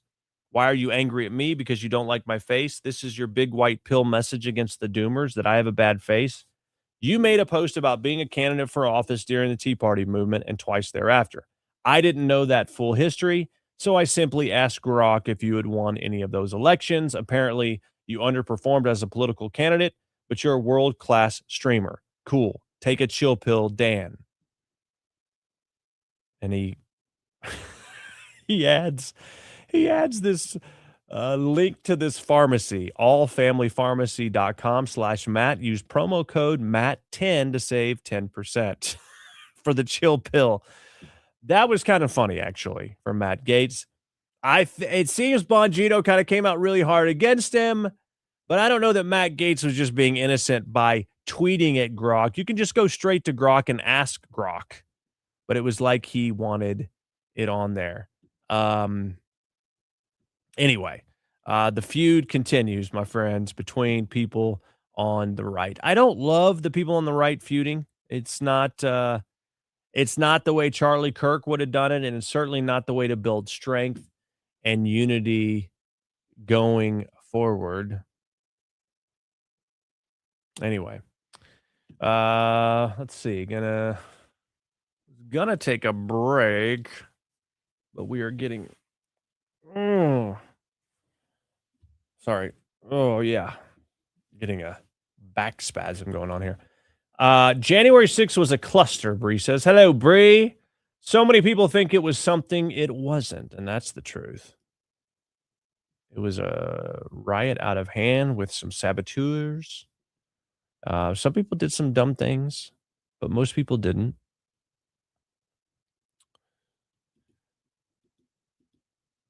David Sling says, can't imagine Bongino keeping his mouth shut. It must have been super hard for him to. It must have been very hard for him specifically to stay quiet, I'm sure.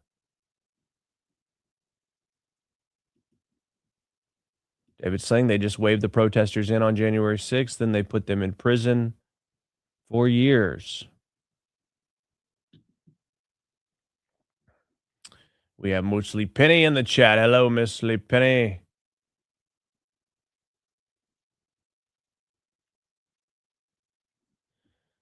Okay. All right. All right. We won't take a break. We'll just keep going. We only have a few stories left.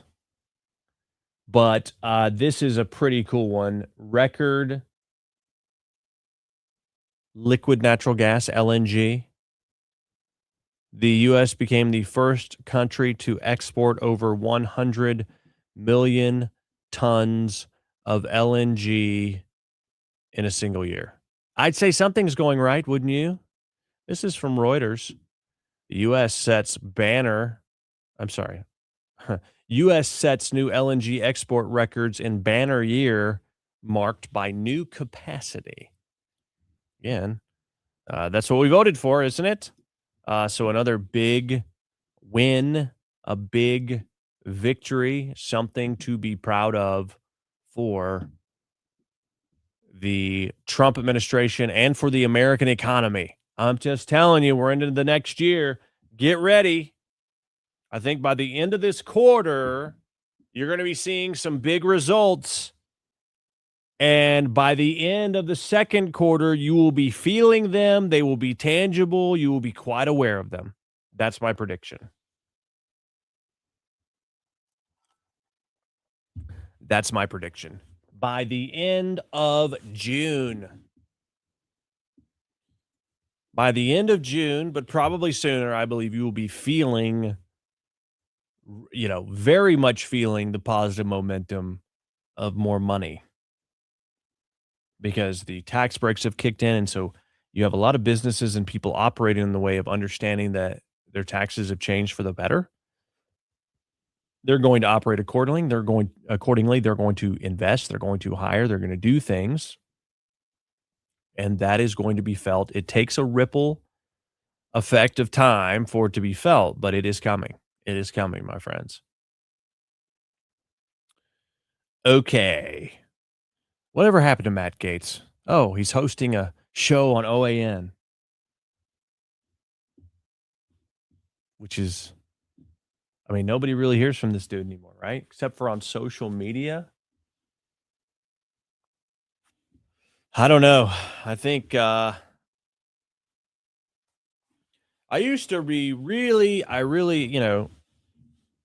liked that guy a lot. I'm not saying I don't like him, but now I just don't know what to think of the dude. He seems awfully squirrely now. Okay, let's look at this. This is a big story. We can talk about this for a little bit. This is the vaccine schedule. President Trump said that, this was yesterday, proud to announce the U.S. has updated the childhood vaccination schedule.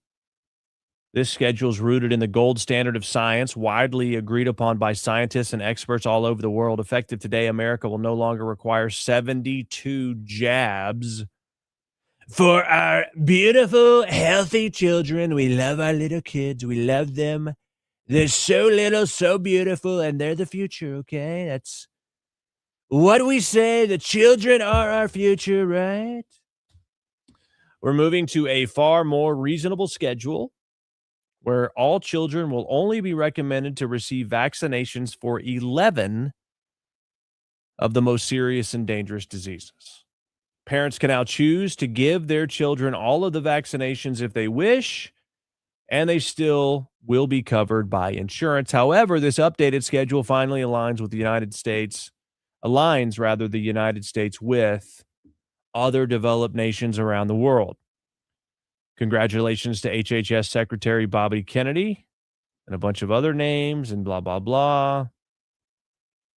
They all worked very hard to make this happen. Many Americans, especially the Maha moms, have been praying for these common sense reforms for many years. That's a big deal, okay? So now, your kid doesn't have to have a bazillion vaccinations before they're allowed in school and other things, right? But they're saying, okay, if you want to get and go crazy with the shots, you can, but we're going to just focus on these 11 serious and dangerous diseases. And my guess is they're not going to all happen at once. You know what I'm saying? They're going to roll it out over a period of time to greatly reduce the adverse effects that we have seen run rampant throughout the younger generation of this country. And for the critics out there that said, oh, they're anti-vaxxers, you can't take away all vaxes, vaccines have done some good in some places. Okay. They didn't take away all vaxes. They said, yeah, for the real serious ones, let's keep them. Let's just not require 72. It's aggressive. It's not in line with what a lot of other health experts believe. And you have a correlation between the massive increase in vaccine schedules to the massive increase of autism cases amongst that same time period. So you've got to be serious about investigating that correlation. Now, I would say they haven't swung the pendulum back in a crazy way and said, forget all medicine. I think this is a responsible way to do it. And oh, by the way, if you want to get them all, you still can. They're all going to be covered by insurance. But if you want to get your, kid into a school or this or that, based on the requirements, and what the doctor, some of these doctors, oh, we won't treat you unless you've been vaccinated. Well, I don't think that all vaccines are wrong or bad. I think 72 is way too many. But I think, there have been some vaccines that have been good. And so we shouldn't just throw the baby out with the bathwater. And that's what they've been doing. 11 of the most serious. I think that's reasonable, and don't give them all at once. And I bet you see the numbers of autism and injuries and SIDS and everything else come way down Another common sense thing. I mean, this is a huge deal. It's not really being talked about very much, but I think this is a big deal. Big deal for the health and future of our children and our country. I don't know that this kind of thing, after all that's been done, that it can be easily unwound either. Because there's been so much information and truth and education inserted into the minds of Americans, especially parents, especially mothers, in the last several years. And then you are justifying it through medical expert advice and evidence and making that the new standard. I think it's going to be hard to walk away from this or to increase it without huge pushback. Now, if we see a crazy outbreak of one of these things that's not vaccinated for, that might provide them the cover to propose an increase. But to me, this is a huge step in common sense healthcare, and it should be celebrated. I mean, they didn't even half it. They didn't say, okay, now only 35 jabs. No, 11. And I mean, if we go back to, let's see,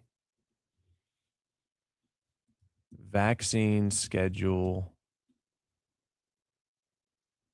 based on year. And if we go all the way back to however long,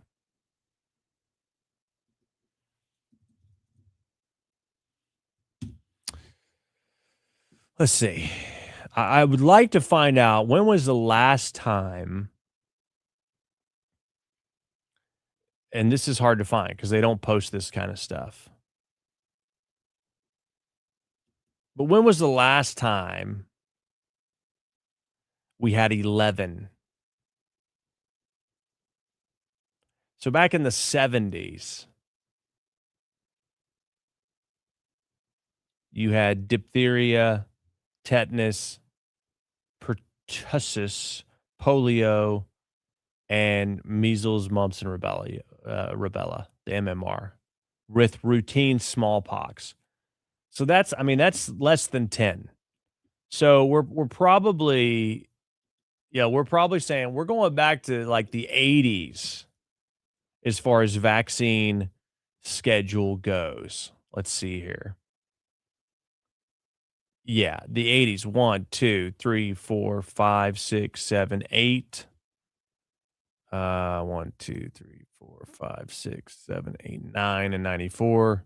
I mean, those are the things they were treating, not actual doses.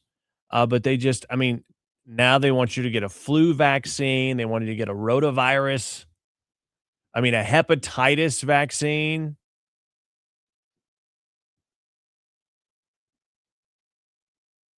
I don't know. And so we're going back in time, I would say close to the 80s, as far as turning back the clock on this just over the top vaccine scheduling, poking the crap out of these kids. Okay, big celebration there. Matt Gaetz. Bree says, I used to really like him. Definitely not too much of a fan now. It's interesting, right? What happened to that dude? He was supposed to be Attorney General. And then, I'll just never forget this. The fact, something big's happening with Matt Gaetz.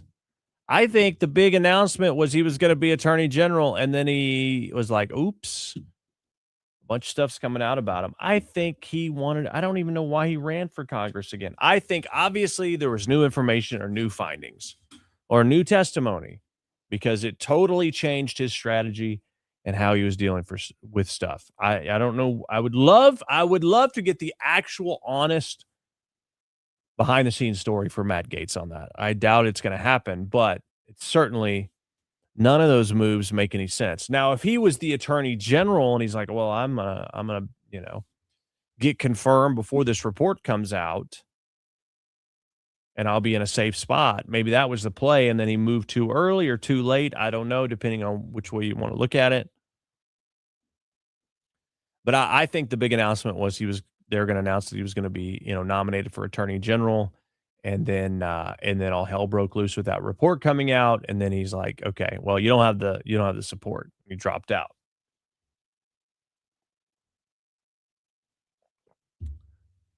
I mean, the dude did run for reelection, won reelection, right? And then he just drops out. I mean, I'm just not okay with this. You run for a seat, you get it, you can complete it. And you go, well, wait a minute. Some of these nominees, okay, were for Trump's cabinet. They may have been serving in Congress. Okay. That would be an exception. But Matt Gaetz resigned his post. I mean, maybe it's required in some instances. You got to resign a post before you are able to be confirmed in the cabinet or something. But unless it's absolutely required, do not resign until you are in that next position, because we can't be leaving these seats open and then having to do these special elections again and again. And by the way, Marjorie Taylor Greene is gone. She's done. She's retired now that allegedly the pension is kicked in, and she has totally abandoned her freaking constituents, all while talking out of the other side of her mouth that she's doing this for the people. It's pathetic. I don't care what good you've done for this country or not. Marjorie Taylor Greene, that is pathetic to drop out and quit. You don't quit. You quit on your people. You let them down. You quit on your constituents because the heat got too hot. You didn't want to have to fight a freaking battle. I'm sorry. But this idea that work is supposed to be easy and life is supposed to be easy and a battle for what's good is supposed to be easy is freaking bollocks, man. And I'm not saying everything that Marjorie Taylor Greene was doing was righteous, but if you believe it's righteous, you believe in it, and you can justify that it's the right thing, just because there's resistance doesn't mean it's time to give up. That is not the example we need to set for our children. In fact, quite the opposite, because today, this day and age, the way people think is, oh, it's too hard. I don't want to do that. I don't want to do hard things. I don't want to be uncomfortable. I don't want to have to face adversity. I don't want to have to develop resilience in my soul. I want easy coasting. And the minute that it gets rough, the minute that someone says something you don't like, the minute that it becomes like you're pushing against the grain, this idea that therefore it's just not the place for you because it's too hard, I think is cowardly. Marjorie Taylor Greene is a coward. She's a coward. I would say that to her face. Marjorie Taylor Greene, Madam, Miss, Congresswoman, ex-Congresswoman, whatever you want to say your name is, when someone runs from the fight because it's too hard, that's called being a coward. How are you different? I don't see it any other way. I don't give a crap what President Trump says or doesn't say to you. I don't give a crap if you can't win re-election. I don't give a crap if people don't want to vote for you for governor of Georgia or there's no viability for a Senate race for you. I don't give a crap about any of those things. You were elected to do a job, finish out your term, put on your big girl panties, and do the freaking job. That's what you were elected to do. You owe it to your constituents. And it's a horrible example to set to give up when it gets difficult. That is not the spirit of American exceptionalism. That is not the spirit of courage that built this free land on the blood and backs of those that were brave enough to stay in the fight even when it was tough. That is not what we want to emulate. I think people can do better. And I want to say that when the going gets tough, the tough get going. That's what they say. I think they said that during TGIF, probably in an episode of Family Matters or something. That's how I feel about it. This idea that when it gets tough, it's time to give up is a failures mentality. Let me tell you, if you work long enough and you're successful enough or get to whatever level again and again and again, whatever it is, you're going to encounter difficulty and resistance. Does that mean you throw the whole freaking journey and mission and purpose out the window because it's hard? No. You join the team, finish the season. That's what I tell my kids. Get in the middle of the season, I want to quit. Whatever it is. I'm not giving specifics in case my kids are watching. And it was the same thing that was said to me when I was a kid. You join the team, you started the season, you'll end the season. You don't quit. You don't quit on your teammates, and you honor your commitment. Even if you are riding the bench the entire time and your coach is a freaking idiot. Whatever the scenario. It's too hard. There's too much exercise. You have to wake up too early. My feet hurt. My back hurts. I don't care. You cannot quit. This is what you signed up for. That's the message that we should be putting out there, not this idea that, oh, Donald Trump is, he's just so mean, and Mike Johnson doesn't like women, and therefore it's just time for me to get out. I'm rising above it all by quitting. Horse crap. I have no tolerance for it, as you can probably tell. Anyway, I think we need to get away from that mentality. We must promote, pursue, and push resilience. That is what makes for a stronger, better generation, not a bunch of weak snowflakes. Speaking of which, today's Triggered Liberal. It's time for today's Triggered Liberal.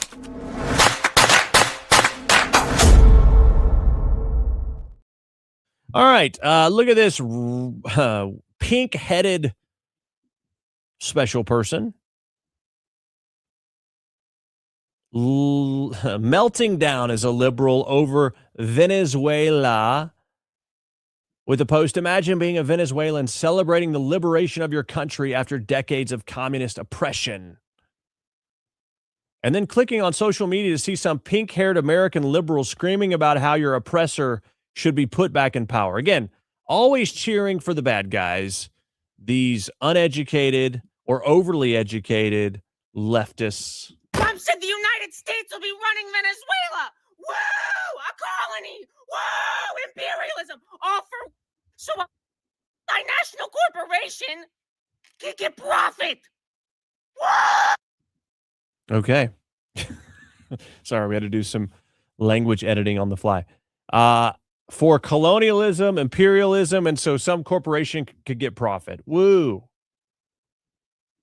Celebrating the liberation of your... I mean, imagine being Venezuelan and living under this oppression, knowing the truth about what's been going on there, and then some pink-haired freak gets on social media screaming, acting like it's ridiculous to celebrate the fact that this dictator's been removed because it's colonialism and it's imperialism and it's profits for the corporations. That's when I, as a Venezuelan, would look at Americans and say, what is wrong with them? But wait, Venezuelans, please don't judge us on the meltdowns of unhinged, triggered liberals. It's time for today's Triggered Liberal.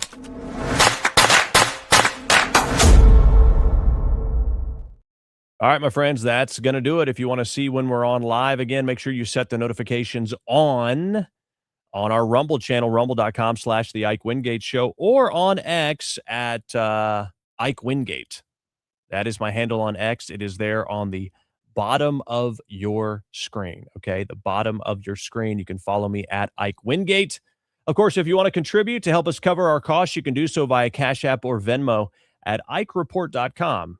We have the links set up there. So it's a $5, $10, $20, $50 contribution, whatever it is. You can do so by clicking the link at IkeReport.com and using your Venmo or your Cash App account and give directly to help fund the show. And all we're asking is for help to keep our hard costs covered. I don't take any money from this show, never have, never will. And All we need to do is cover our costs. So if you want to help us with that, Cash App or Venmo, again, at IkeReport.com. Hope you guys have a wonderful day. We'll be back before you know it. Remember, we're always at least live a couple times a week and then replayed on the RSBN network. Okay? Have yourself a great day. God bless you. God bless America. And long live Charlie Kirk. Rate, subscribe, and leave a review. It's how we get the word out amidst the chaos. Thanks for listening to The Ike Wingate Show.